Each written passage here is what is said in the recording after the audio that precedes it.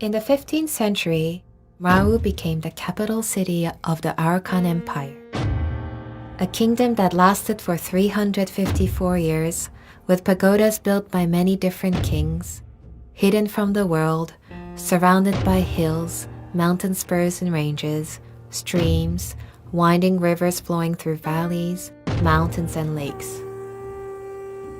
My name is Ishan, and I was born here in Mrauk-U, in Rakhine state, a state located in western Myanmar.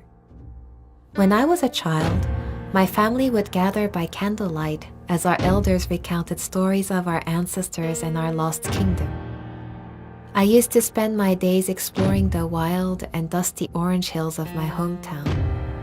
And little did I know that the hills that I used to play on would one day reveal ancient pagodas, fortresses, a palace, and the remains of the legendary capital that I grew up learning about.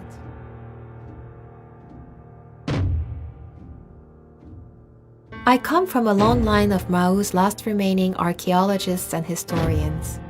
My grandfather, Tatun, my father, mother, and now younger brother, Pru, all studied our ancient city and what remains of our history. In a way, our family has been the guardians of the city, working day and night to protect and conserve what remains of it. This is the story of my hidden city, my Mrauk-U, one of the world's last remaining undiscovered ancient cities. In 1430, Mrauk-U became the last capital city of a unified Arskan Empire. King Mon, whom we revere as the founder of this kingdom, built his capital at the crossroads of two rivers. Mrauk-U is thought to mean the first accomplishment in archaic Arskan. By the 16th century, Mrauk-U had become a crucial part of the Silk Road that connected Arskan to every part of the globe.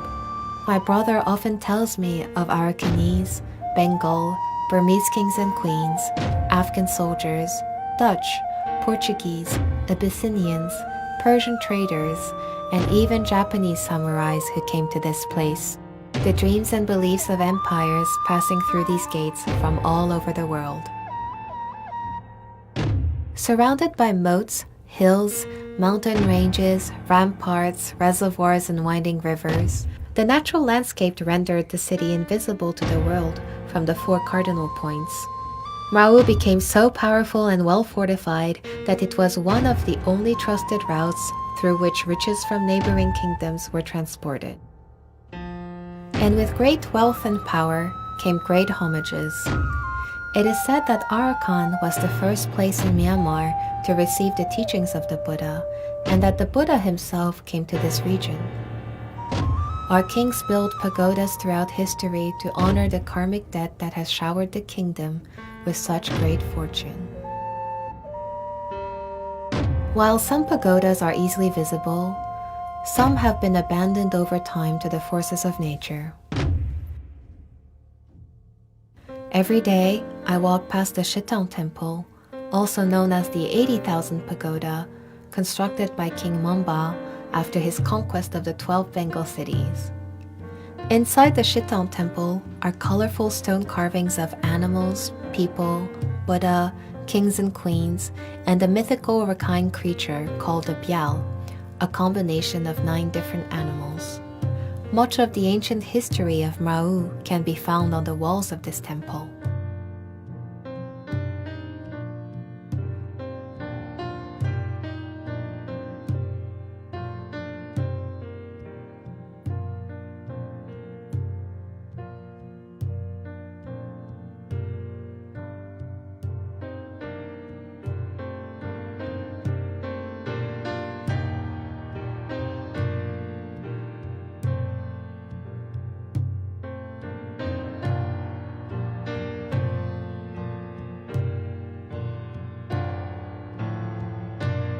King Mamba's son, King Mandika, built the Kotang Pagoda, also known as the 90,000 Pagoda, which my parents excavated.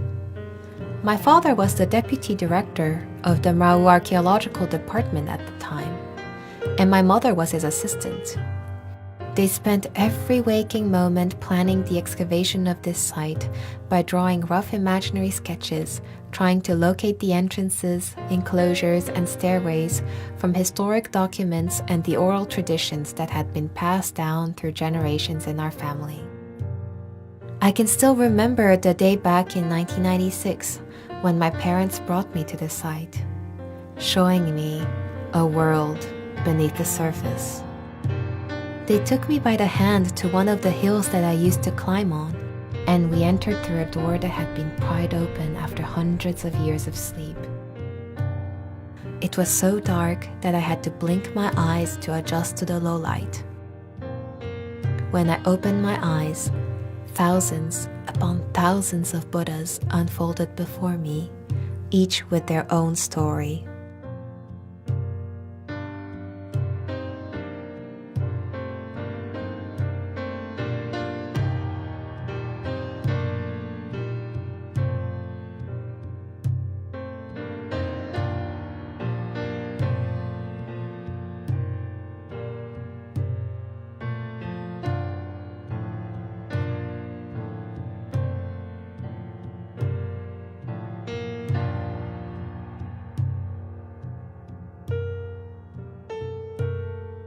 The same guardian ogres and ogresses from King Mandika's time continue to protect the entrances of the pagoda, keeping a watchful eye over those who dare to cross the threshold.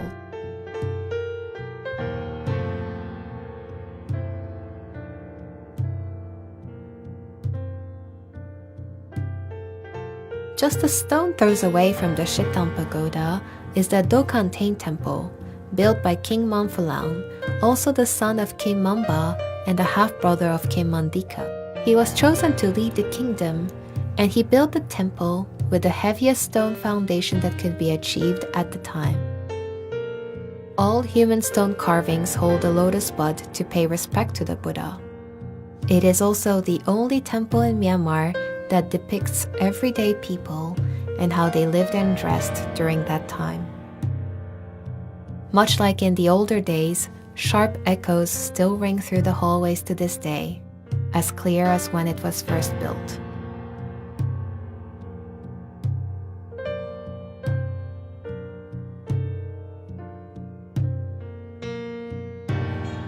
The 21st century has caught up with my city in some ways.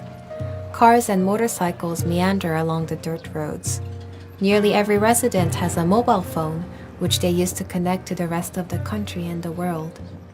Children hear stories of their ancestors, not by candlelight, but by lamps and house lights powered by electricity and solar energy. While the modern world is here, I still see traces of a preserved culture every day, and our way of life has remained largely unchanged for centuries. Our people live simply. We are a mix of ethnicities and values, living with each other and with nature. We are not defined by our traditions, but they give us balance and guidance and endless beauty.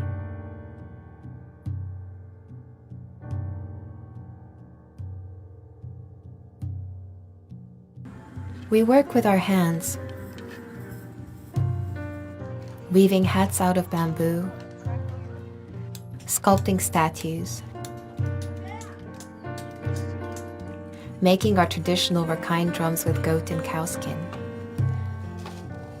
Drum beats below as we chant our native songs. The sound of conch shells calls us back to the time of our ancestors.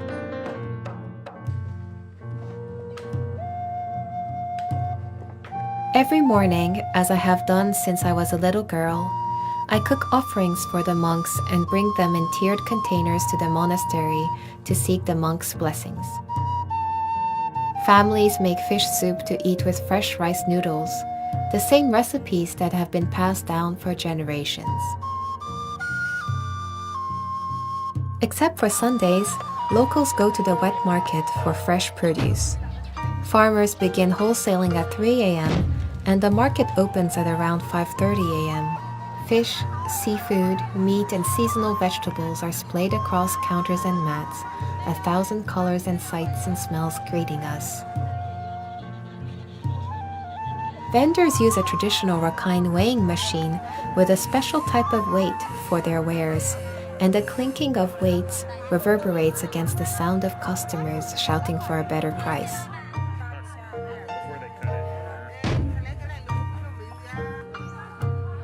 The most common produce in Mrauk-U are cauliflowers, small potatoes, monen, bamboo shoots, chilies, banana stems and buds, pumpkins, and green papayas. We often joke that there is never a ripe papaya here because everyone eats them when they are green, sliced into thin shards as local papaya salad. On our luckiest days, we can find freshwater snails called moret from local rivers lined with nipa palms. These snails are a delicacy for us and can only be found in our part of the country.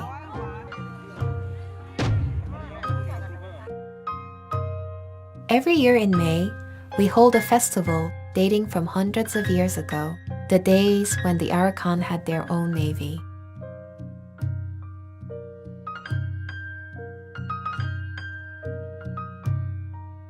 Men from the city and neighboring villages go in search of a single tree that can produce a boat up to 70 feet in length. Teams of men race against each other on the rivers in these dugout boats, thrashing against the current as monsoon clouds gather to welcome the rainy season. We also have a traditional wrestling event, also dating from the times of the kings, called chin, meaning swift like a tiger. It is a combination of the words cha, meaning tiger, and yin, meaning to fly. Among the two players, one is cha, the person who has to catch their opponent. The other is yin, the one who has to try to escape from the cha. The players switch roles in the next round.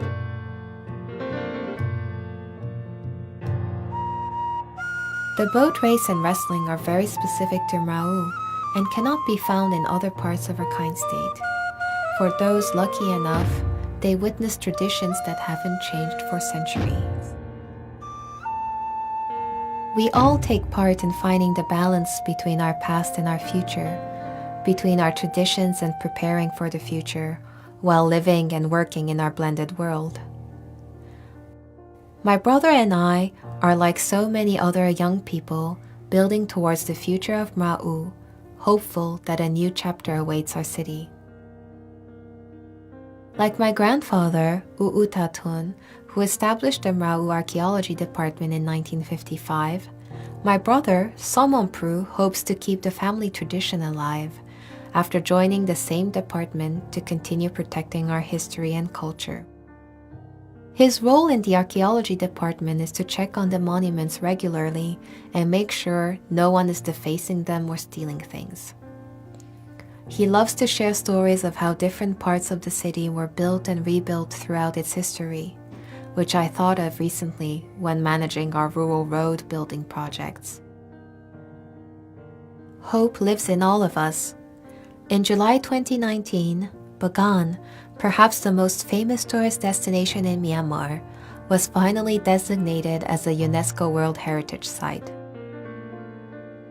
For those of us in Mrauk-U, we cheered for our country, and we cheered knowing that if Bagan could be recognized as an international destination, then someday we can too.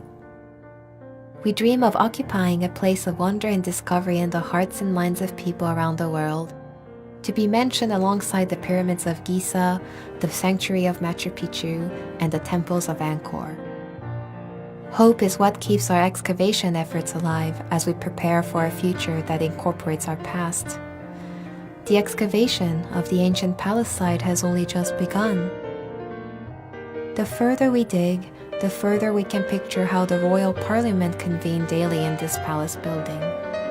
The king lived in the center, his parliament lived around. Monasteries and courtiers circled the king's quarters. Queens, princes, and princesses lived outside of the palace city walls in case of enemy attack.